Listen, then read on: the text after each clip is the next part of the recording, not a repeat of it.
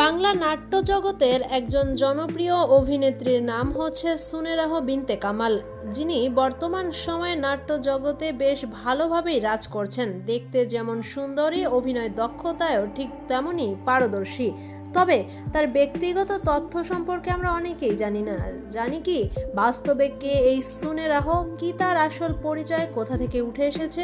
চলুন তার সম্পর্কে খুঁটিনাটি তথ্য আজকে একটু জেনে নেওয়া যাক। 1995 সালে রংপুর জেলার একটি পুলিশ পরিবারে জন্মগ্রহণ করেন সুনেরাহ বিনতে কামাল। অর্থাৎ তার বাবা পেশায় একজন পুলিশ কর্মকর্তা এবং মা সম্পূর্ণ গৃহিণী। শিক্ষা জীবনে তিনি অবশ্যই ইংলিশ মিডিয়ামে পড়াশোনা করেছেন। ঢাকার স্কলাস্টিকা স্কুল অ্যান্ড কলেজ থেকে ও লেভেল এবং এ লেভেল শেষ করেন।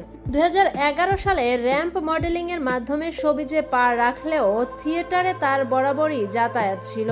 তবে নডরাই নামক চলচ্চিত্রে কাজের মাধ্যমে প্রথম চলচ্চিত্র জগতে তার অভিষেক ঘটে।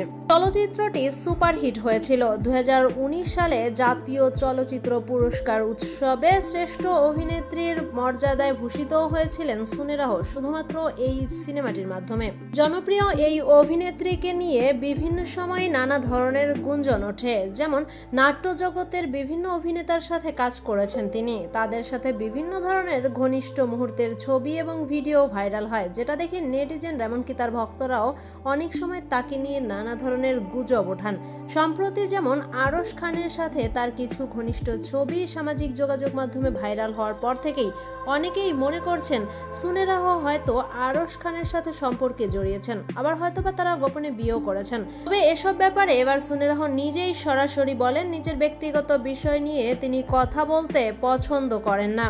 তিনি আরও বলেন, কারো ব্যক্তিগত বিষয় নিয়ে এভাবে গুজব ছড়ানো একদমই উচিত নয়। তিনি আরও স্পষ্ট করে বলেন বর্তমান সময় পর্যন্ত তিনি এখনো সিঙ্গেল রয়েছেন।